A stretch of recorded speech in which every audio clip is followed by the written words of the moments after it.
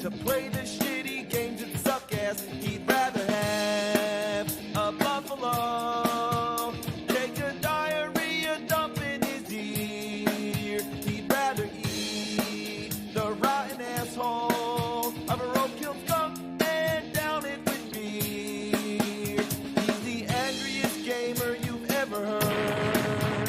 He's the angry Nintendo nerd. He's the angry Atari Sega nerd. He's the angry video game nerd.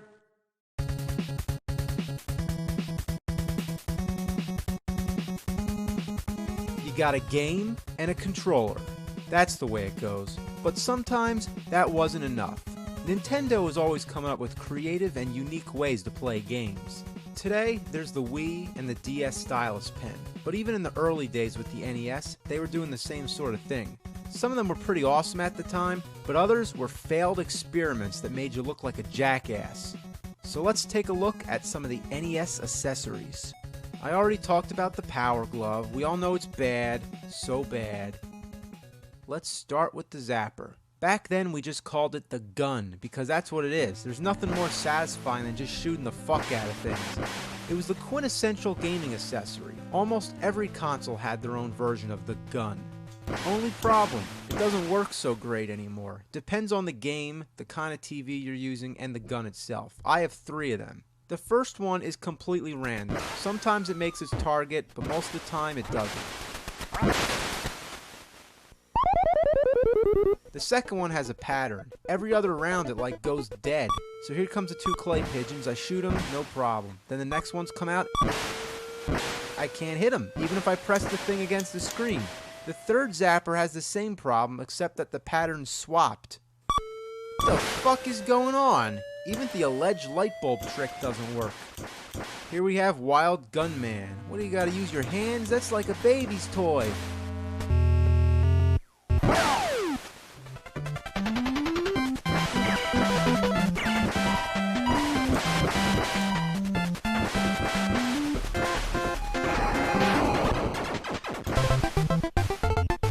Hey, get down!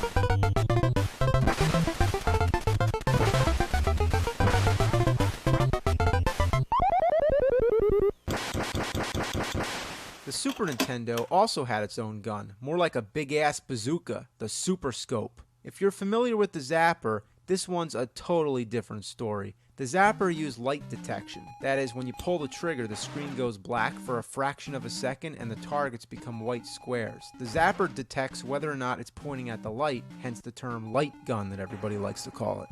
But the Super Scope uses a sensor that you plug into the Super Nintendo, much like the Wii and its Wii Zapper. Another thing about the Super Scope is that it isn't powered by the NES. It's wireless, which you think would be cool, but that means that you gotta use 6 AA batteries, and this fucking beast drains them in a few hours. And why is the trigger on the top? It should be down here. This is balls. You think the Super Scope would be more reliable than the original Zapper, but it's not. Even if I point the gun in the same spot, the bullets just scatter all over the place, all because I'm using a flat screen TV. Now let's look at the Miracle Piano. It's a miracle if I could figure this shit out. You might be thinking, wow, Nintendo had a piano? Well, yeah, Nintendo had everything, but it was also available on other game consoles and home computers. It's got one game, which is basically a piano teaching tool. It's actually not bad. Well, that's really all there is to say. My only complaint is that the music comes from the keyboard, which is okay, but the metronome comes from the TV, and that can be a little confusing. Other than having standard lessons, you also get this robot game. Play the song right or the robot dies. Then there's a duck game. You gotta shoot the ducks. Oh, come on.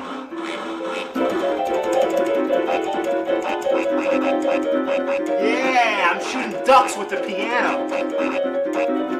Next we have the Power Pad. You lay it on the floor, kind of like Twister. Let's pop in good old world-class track meet and have a race, jump hurdles, and do the long jump or triple jump. The present-day equivalent of the Power Pad is Dance Dance Revolution, and there will also be a version on the Wii. It was meant to be a family game, but most kids I knew played it alone in their room, and that meant that if your room was upstairs, your parents would hear like all this thumping and shit. They hated it. Cats and dogs would piss and shit on it. In fact, just thinking about it makes me feel like having an anal evacuation.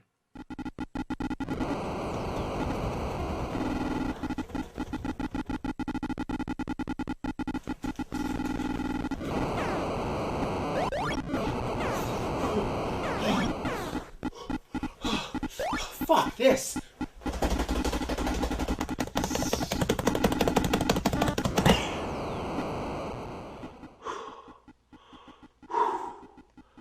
Yeah, it all comes down to tapping buttons, which brings us to our next accessory. Probably the stupidest thing ever invented. The speed board. What is it? It's a piece of fucking plastic. You attach your controller. You get it? In case you don't want to hold the controller with your hands, in case you enjoy playing on the floor or behind a table, then this is for you. It's embarrassing. What's the point? To put the speed at your fingers? Why in the ass would I need that? If I'm playing a game that involves having to tap the buttons like crazy, I'm probably gonna get a turbo controller like the NES Max or NES Advantage. How could they even sell such a thing? Even though it's made by a third-party company, it was actually licensed by Nintendo. It's like covering a turd in ice cream sprinkles. Next up, oh boy, the Konami Laser Scope.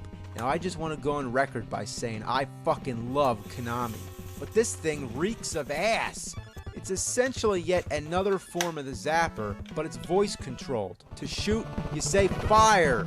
Fire! Fire! Fire! Fire! Fire! Fire! Fire! Fire! Fire! Fire! Fire! Fire! Fire! Fire! Fire! Fire! Fire! It also has headphones, and it advertises on the box that you can use it for your Game Boy or Walkman.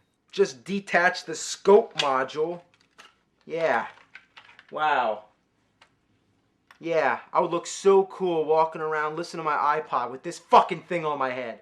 It also advertises that parents will love what they don't hear. It says, while the laser scope surrounds the player with the sounds of exciting gameplay action, non-players can listen to music, read a book, talk on the phone, or have a conversation in the same room.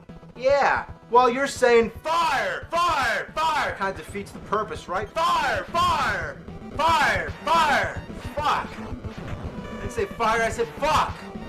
Fuck. Fuck fire. Fuck. Fuck. Ass. You can say anything. Shit. Bitch. Cunt. Fuck. Fart.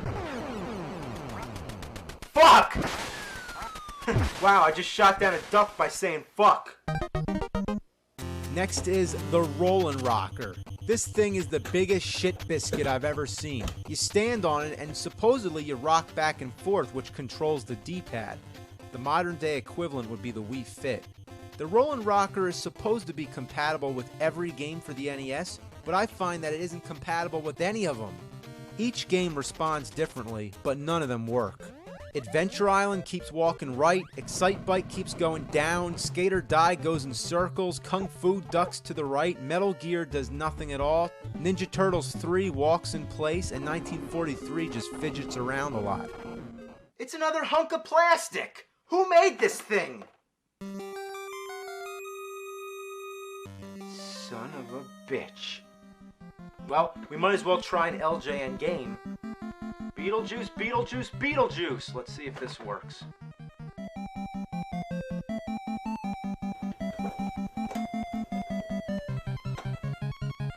No, of course not. It doesn't. It doesn't work. It just doesn't work. I need a beer.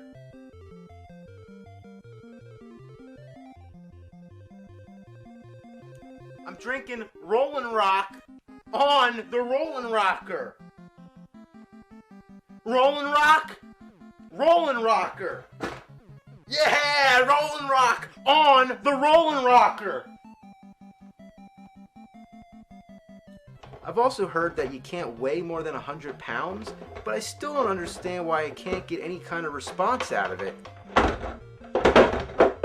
Let's try the cat. Get on there, you little bastard.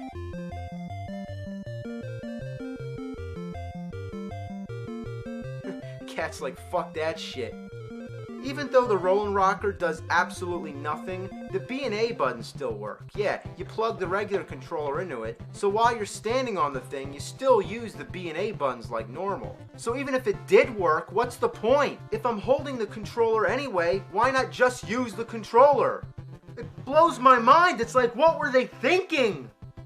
One more. The U-Force. So hot, nothing can touch it. Nothing comes between you and the game. That's what the advertisement said. You open the thing up, it basically looks like Electronic Battleship. It's got a three-dimensional invisible power field. Wow, a power field.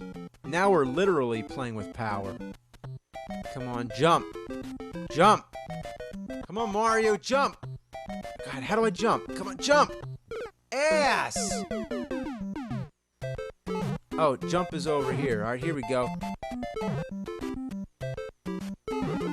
Get the mushroom. Oh, now that's assy. Yeah, I know I use the word ass a lot. I guess you can say I'm an assaholic. Let's try Kung Fu. Yeah, I'm honestly surprised. This thing kind of works. Looking at the instructions, each game has a specific setup and a switch combination, kind of like the codes with the Power Glove. Punch-Out uses an upright position and a power bar. Everything's always power. What's so power about it? It's only a plastic bar, and why do you need it? Yeah, that's what I'm talking about. This actually works. I'm punching somebody with the U-Force. Oh, watch out. Oh! Get up, get up, get up! Alright. Alright. One more game. I can't believe we gotta touch this one again. Top Gun has an option of using this weird joystick thing. I don't see the point when I can just use an actual joystick. And what's really weird is that this thing, again, is just a piece of plastic. It doesn't have any wires connecting to it. You just plant it there. And the buttons actually work. And it steers okay, too. To tell you the truth, I'm stunned.